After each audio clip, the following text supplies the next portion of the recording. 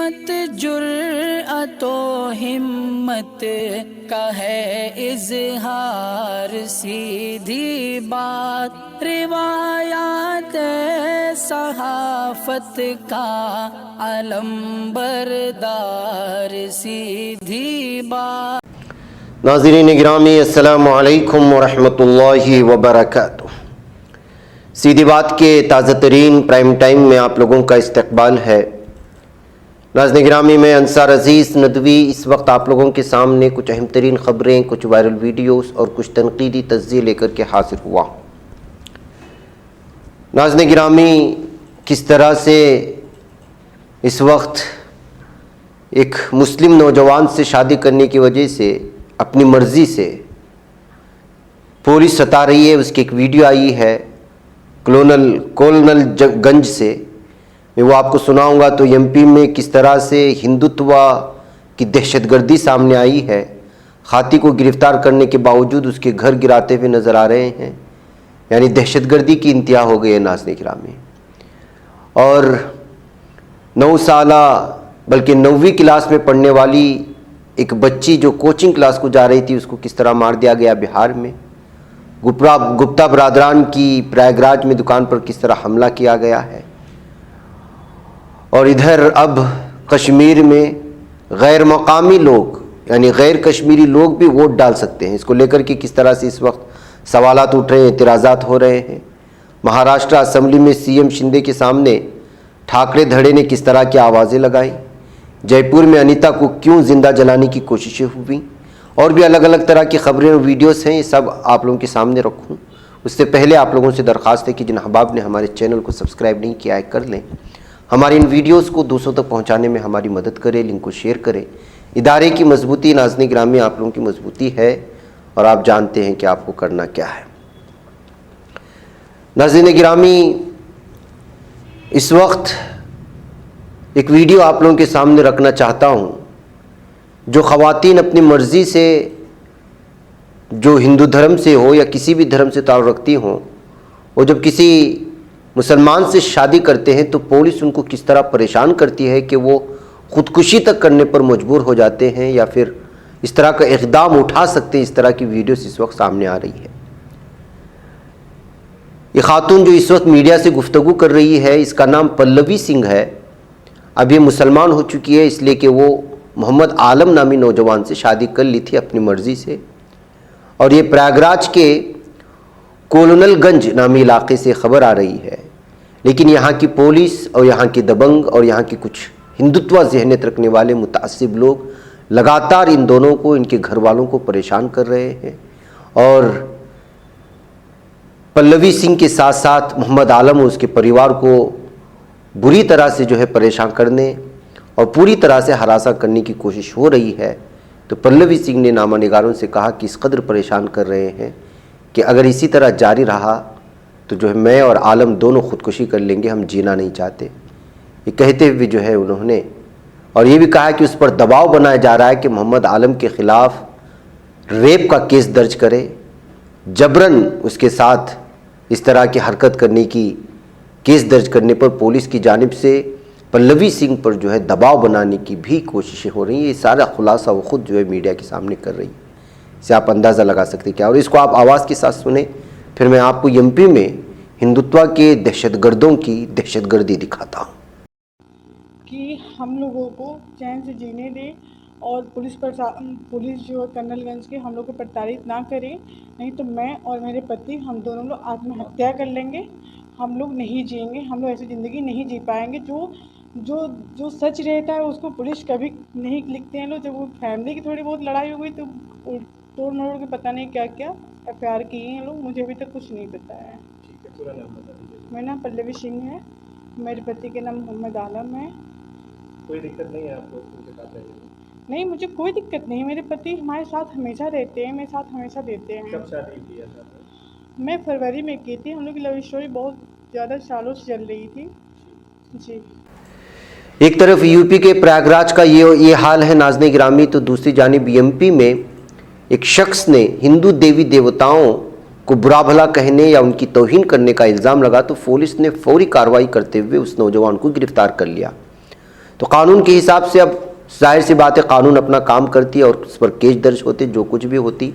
लेकिन ये देखिए कि सिर्फ इसके अफवाह फैलने के बाद 3 से ज़्यादा घरों को, जिनके मुसलमानों के घरों को, उनको हिंदुत्व के गुंडों ने गिरा दिया, तहस नहस कर दिया, बर्बाद कर दिया है। ये एमपी के एक गाँव का है जहाँ से ये खबर आ रही है। अब आप अंदाज़ा लगाएं, कादिर नामी शख्स ने जो है ये तौहीन की थी, उस पर इल्ज़ाम लगा है और उसके बाद फौरी तौर पर कार्रवाई करते हुए पुलिस ने कादिर को गिरफ्तार भी कर लिया। लेकिन हिंदुत्व के गुंडे उसके घर गए, तोड़फोड़ मचाए, पूरे घरों को न सिर्फ गिराया बल्कि जो है पूरी तरह से तबाह बर्बाद करके निकल गए। अब सवाल ये है कि जो है यहाँ पर एमपी में किसकी हुकूमत चल रही है, हिंदुत्व दहशतगर्द गुंडों की या फिर जो है यहाँ पर आइन के तहत यहाँ पर हुकूमत चल रही है। ये सवाल उठा रहे इस वक्त इस वीडियो को शेयर करते हुए सोशल मीडिया में मुख्तलिफ लोग और इस पर जो है एतराज़ात जताए जा रहे हैं। ये सूरत हाल है नाज़रीन गिरामी। भारत की ऐसी ऐसी तस्वीरें सामने आ रही हैं कि हमको क्या बताया जाए। बैर कैफ आइए नाज़रीन गिरामी, बिहार की हालत देख लीजिएगा कि 9वीं जमात में पढ़ने वाली बच्ची को भी नहीं छोड़ा जा रहा है। एक बच्ची जो कोचिंग क्लास को जाना चाह रही थी, उसको रास्ते में रोक करके एक गुंडे कहें या सरफिरे ने, पता नहीं इसकी असल वजूहात अभी तक सामने नहीं आई है, लेकिन कहने वाले ने यही कहा है कि जो है मुमकिन है कि जो है उस लड़की के पीछे नौजवान सरफिरा जो है पड़ा हुआ था, शायद किसी बात के इनकार पर गुस्से में आकर के इस बच्ची को उसने शूट करके मार दिया होगा। ये देखिए कि किस तरह से जो है इस वक्त बिहार में लॉ एंड ऑर्डर का भी मसला बना हुआ है और 9वीं जमात की तालिबा को इस तरह से शूट करके मार देता है ये नौजवान। ये इस वक्त सीसीटीवी कैमरा में कैद होने वाली वीडियो भी अलग अलग तबसरों के साथ शेयर करने की कोशिशें हो रही। नाज़रीन गिरामी आइए, बेरोज़गारी बढ़ चुकी है भारत में, महंगाई भी बढ़ चुकी है। ऐसे में जराइम पेशा अफराद कहें या फिर जो लोग जराइम पेशे से वाबस्ता नहीं थे वो लोग भी जराइम से वाबस्ता हो रहे। ऐसी एक वीडियो इस तरह के मुख्तलिफ तबसरों के साथ इस वक्त मीडिया में और सोशल मीडिया में शेयर की जा रही हैं और यह है गुप्ता बरादरान की यूपी के प्रयागराज में दुकान, जहां पर 3 नौजवान घुस जाते हैं, लूट लेते हैं। यहां तक बताया जा रहा है कि 6 लाख रुपए जुमला तौर पर जमा करके वो नौजवान वहां से फारिग हो जाते हैं और बंदूक की नोक पर यह सब कुछ होता है। ये लूट खसोट के मामले या वारदात नई नहीं है, लेकिन आजकल की महंगाई के दौरान, बेरोज़गारी के दौरान इस तरह से बढ़ते हुए लूट खसोट की वारदात को लेकर के बहुत ही ज़्यादा तशवीश पाई जा रही है। और लोगों ने इस वीडियो को शेयर करने के साथ साथ ये भी कहा है कि अगर इसी तरह महंगाई बढ़ती रही और बेरोज़गारी आम होती रही और अलग अलग शोबों में अलग अलग तरह की जो है चीज़ें बढ़ाई जाती रहीं, तो न जाने आगे जाकर के हिंदुस्तान का किस तरह का नक्शा होगा और किस तरह जराइम बढ़ते जाएंगे। इस बात को लेकर के भी तबसरे किए जा रहे हैं। नाज़रीन गिरामी, आज कश्मीर से खबर आई कि यहाँ की हुकूमत ने, बल्कि मरकज़ी हुकूमत ने फ़ैसला ले लिया है कि कश्मीर में गैर मकामी लोग भी अब वोट डाल सकेंगे। ये भारत के दीगर रियासतों में नहीं है। मिसाल के तौर पर कर्नाटक का कोई शख्स महाराष्ट्र में जॉब कर रहा है या वहाँ पर कोई नौकरी कर रहा है और वो वोट डालना चाहता है, तो वो कर्नाटक की हुकूमत को ही वोट देगा या कर्नाटक में ही आकर के अपने इलाके और अपने गांव में आकर के वोट देगा, दूसरी रियासतों में जाकर के वोट नहीं दे सकता। लेकिन अब कश्मीर के ताल्लुक से यहाँ पर हुकूमत ने शायद मन बना लिया होगा कि जो लोग यहाँ पर जैसे बिहार से, उड़ीसा से, यूपी से, मुख्तलिफ इलाकों से कश्मीर में और जम्मू में लोग काम करते हैं, मजदूरी करते हैं, खेत खलियान में काम करते हैं, उन लोगों को वहाँ पर जो है वोट करने का हक़ देने की बात सामने आ रही है, जिसको लेकर के महबूबा मुफ्ती ने साफ और वाज़ेह तौर पर कह दिया कि जम्मू कश्मीर चीफ इलेक्टोरल अफसर की तरफ से 25 लाख गैर मकामी वोटरों को वोट डालने का हक़ देना यहाँ की इंतखाबी जमहूरियत के ताबूत में आखिरी कील है। उन्होंने कहा कि मैंने इस सिलसिले में जम्मू कश्मीर के सबसे सीनियर सियासी लीडर डॉक्टर फारूक अब्दुल्ला से बात करके कुल जमाती इजलास तलब करने की दरख्वास्त की है ताकि मुस्तकबिल के लिए लाएअमल तैयार किया जा सके। उनका कहना था कि बीजेपी जो कुछ कर रही है वो मुल्क के मफादात के बजाय अपनी सियासी मफादात के हुसूल के लिए कर रही है। उन्होंने कहा कि बीजेपी 2024 के इंतखाबात के बाद मुल्क के आइन को भी हटाएगी और तिरंगे के बजाय भगवा झंडा लहराएगी। वैसे नाज़रीन गिरामी, क्या फ़ैसला लिया गया है इसको खुद जो है चीफ इलेक्टोरल अफसर बयान कर रहे हैं, उसको आप सुनिएगा कि किस तरह से इस वक्त कश्मीर में गैर मकामी लोगों को घुसा करके बीजेपी पूरी तरह से यहाँ के वोटिंग सिस्टम को अपनी तरफ करने की कोशिश कर रही है, जिस तरह के इल्ज़ामात लग रहे हैं। आप इसको सुने, मैं फिर लौटता हूँ। काफी ऐसे लोग हैं जो पहले असेंबली में वोटर नहीं होते थे, लेकिन अब उनका नाम वोटर लिस्ट में आ सकता है। तो एक वो भी बड़ी तादाद में लोग अब आ सकते हैं अपना वोट दर्ज कराने के लिए। उसके लिए सिंपल है, जो रूल है पूरे कंट्री में, रिप्रेजेंटेशन ऑफ पीपल्स एक्ट में रूल है कि person should be ordinarily residing in the UT. जहां पे भी वो वोट बनवाना चाहता है वो वहां पे ऑर्डिनरीली रिजाइड करना चाहिए। ऑर्डिनरीली रिजाइड करने का जो डिसीजन है वो ईआरओ को लेना है, जो वहां इलेक्टोरल रजिस्ट्रेशन ऑफिसर है या एईआरओज हैं कॉन्स्टिट्यूएंसीज में, वो इस बात को देखेंगे कि भाई ये यहाँ पे ऑर्डिनरीली रहता है, यहाँ पे इसकी नौकरी हो सकती है, वहां पे वो एजुकेशनल पर्पज के लिए भी रह सकता है, लेबर पर्पज के लिए भी रह सकता है, बिजनेस पर्पज के लिए भी रह सकता है, यानी परमानेंट रेजिडेंट होने की आवश्यकता अब नहीं है। तो ऐसे बहुत सारे वोट अब नाज़रीन गिरामी, महाराष्ट्र में जो कुछ हुआ आप लोग जानते हैं कि किस तरह खरीदो फरोख्त हुआ, और जो शिवसेना से बगावत करके दूसरी हुकूमत बनाई बीजेपी के साथ, शिंदे का हलका जिनको कहा जाता है,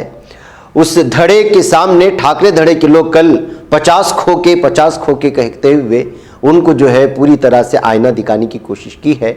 आप इसको आवाज़ के साथ सुने कि एक तरफ ठाकरे यानी शिवसेना जो ओरिजिनल शिवसेना है उनसे वाबस्ता अरकान असेंबली और उनके चाहने वाले कारकुनान शिंदे धड़े को जो है बेइज्जत करने की और उनको शेम करने की कोशिश की है। आप इसको सुने, यानी कि 50 खोके यानी 50 करोड़ जिससे खरीदो फरोख्त के इल्ज़ाम लगे थे कि बीजेपी ने इनको 50 करोड़ रुपए देकर के इन एमएलए को खरीदा था। यही वजह है उनको जो इस तरह कर रहे थे। आप इसको आवाज़ के साथ सुने, फिर मैं लौटता हूँ।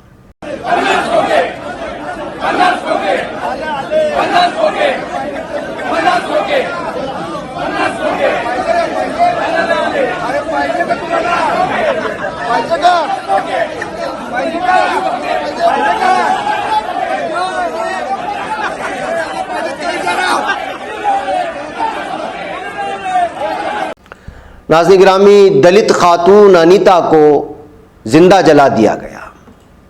जिंदा जलाने की कोशिशें हुई। वजह उसकी है कि उसने एक शख्स को कर्जा दिया था और कर्ज वापस मांगने की गलती कर बैठी, यानी अपना पैसा वापस मांगा तो उसको पेट्रोल छिड़क करके जिंदा जलाने की कोशिश की और उसके साथ 6 साल बच्चा भी था। ये राजस्थान के जयपुर में पेश आया हुआ मामला है।